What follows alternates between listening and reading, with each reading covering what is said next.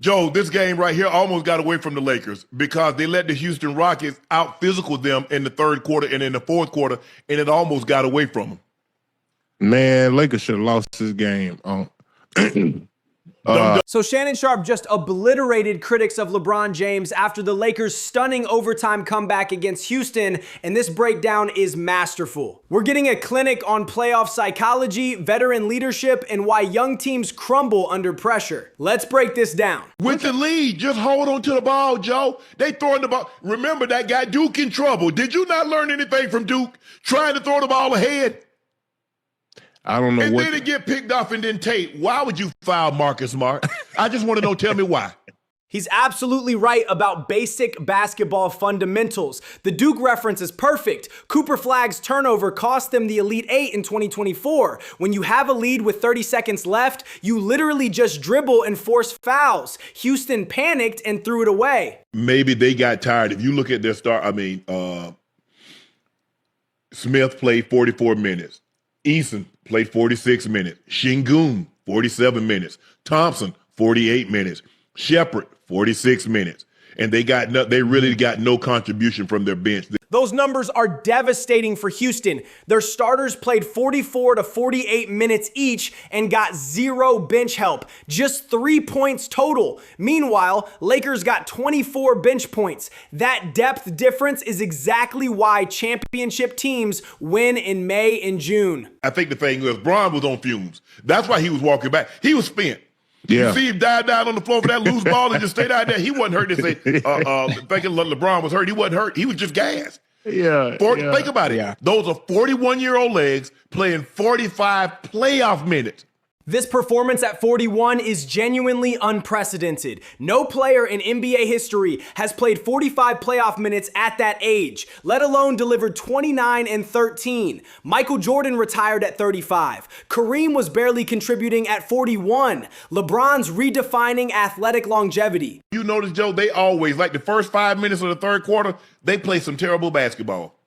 They do. And the thing is that Houston wasn't able to capitalize on it. Houston just got young guys that don't really know how to don't understand basketball. They just be standing around just watching. Yeah. Thompson says, "Okay, I'm gonna go now." Şengün said, "Well, I'm gonna go to Reed Shepherd." I mean, they make the mistakes that you can't make in those type of situations. The third quarter collapse pattern is spot on. Lakers have struggled coming out of halftime for years, but championship experience teaches you to survive those lapses. Young teams like Houston see those moments and think they've won. Fatal mistake. I mean, think about it. You've got a 6-point lead. The only thing can hurt you, make them foul you. Make them foul you. They want to foul you. Yeah. You throw it up. It gets picked off. I don't know what the hell DeJounte Tate was thinking. Why in God's green earth would you foul that man on a three? Exactly right about in-game strategy. Houston had a 6-point cushion with the clock as their ally. Making DeJounte Tate inbound that ball was coaching malpractice. You put your best ball handlers in those situations, not role players who panic. Hey, y'all still say LeBron ain't clutch? Had he missed that, I told you he ain't clutch. That's why X, Y, and Z is better. Now what? I couldn't get nothing. I was trying to get some engagement on Twitter, Joe, I couldn't get any. The clutch criticism officially died that night. LeBron hit the game-tying three with 1.9 seconds left after playing 45 minutes at 41 years old. Even his biggest haters couldn't manufacture a narrative after that performance. Complete silence. Joe, they up 6 with under 30 seconds. Yeah. Seconds. It's just turnover. All you got to do is just hold on to the ball. Make them come foul you. Make free throws. Even if you go one of two. You make 2 free throws, ball game over.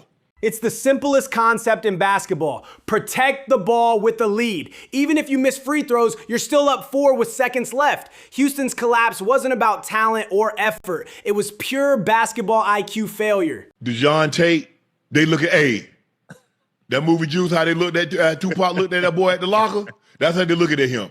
He came in there, threw the ball away, and then guess what? Eddie gave up a foul on the 3. Doka was looking at him like, "Are you kidding me?" He was pissed. Are you kidding me? Hey, it's hard. You got the man coming off the bench, right? Joe, he ain't took no shots. He ain't really played. He ain't even in rhythm. We didn't want him to take a shot. He left his brain on the bench too. He brought his body in the game, left his brains on the damn bench. The juice reference is perfect because it captures the teammate betrayal aspect. Tate came off the bench and immediately threw away their season with 2 catastrophic decisions. His teammates looked at him like Tupac looked at Roland Bishop. Joe, I think the thing is the Lakers had the best in clutch situation win percentage in the NBA this year. Obviously, you have LeBron. Obviously, you have Luka. You have guys that have been in that moment.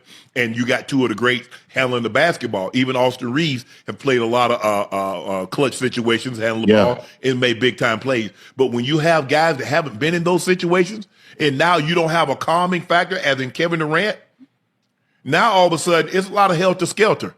The Lakers led the NBA in clutch win percentage at 82% this season. That's what championship DNA looks like. LeBron, Davis, even Austin Reeves has big game experience. Houston's young core wilted under pressure without a steady veteran presence. Our community, us, stop thinking nepotism is bad because they do it all the time and don't think second. Hello. They do it in politics. We got to stop thinking that nepotism is bad. Us. They do it in all their sports. They do it in basketball. They do it in football. But only us. Man, he only did that because his dad, they do that all the time. Front office littered with family members. Yeah. Coaching staff littered with family members. And don't nobody say a damn thing but us. And then all of a sudden we jump out there. Oh, no. Like I said, I wish my kids wanted to be in media. I wish they wanted to be in TV because you damn right. They got a job and they moving to the front of the line. Damn. If you don't like it, start you a company and hire your family. He's exposing the hypocrisy perfectly. NFL coaching staffs are loaded with family hires. Sean McVay's grandfather was an executive. Kyle Shanahan's dad was a Super Bowl coach. But only in our community does nepotism become controversial. Double standard exposed. Name 5 players better than LeBron in the history of the game, but you think his offspring gonna be him?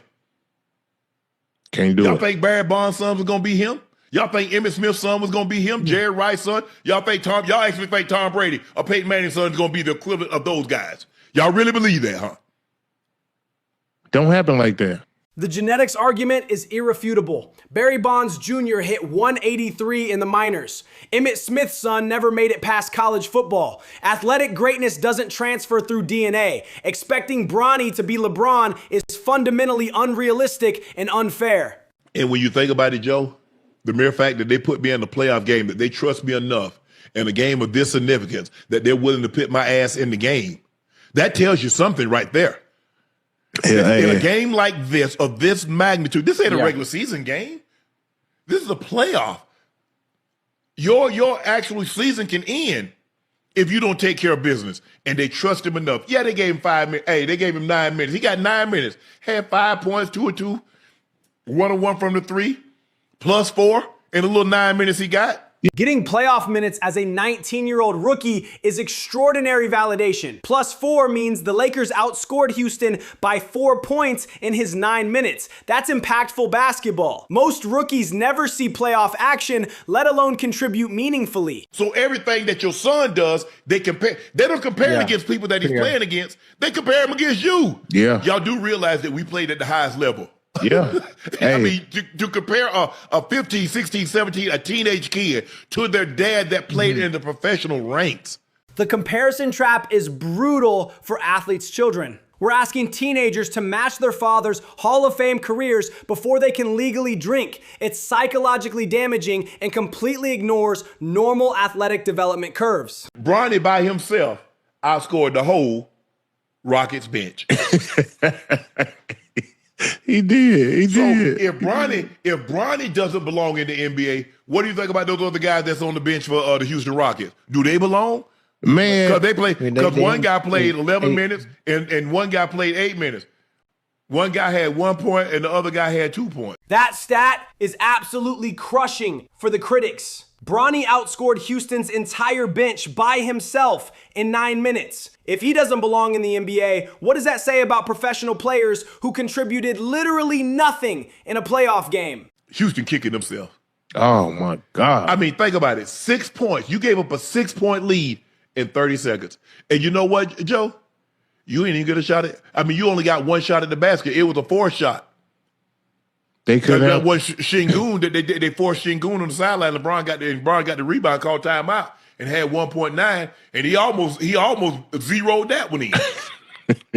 Boy, it'd have been over. They'd have been sick. Everybody been sick. Hey. LeBron hit that walk-off 3. Oh. Blowing a 6-point lead in 30 seconds is statistically rare. It happens maybe once every few seasons across the entire league. Houston managed just 1 field goal attempt while committing multiple turnovers. That's organizational failure, not bad luck. After the game, Udoka gave a blunt assessment of the team's late game collapse, said youth and inexperience is no longer an excuse. Most of our guys been on the floor late, have 4 or 5 years experience. Udoka said, guys were instructed to do certain things in the final seconds, and they just didn't do them. Hey, I ain't finna let y'all do that. I ain't finna let y'all talk about, hey, these guys last 4, 5, they got 4, 5 years of experience under their belt.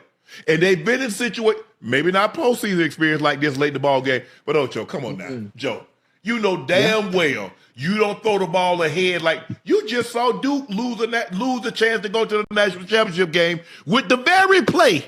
Ime Udoka's post-game comments validated everything said here. When coaches publicly call out veterans with 4 or 5 years experience, that's devastating. He basically admitted his players ignored basic instructions in the biggest moments. Study why I ask them so they can study them, so why they so bad?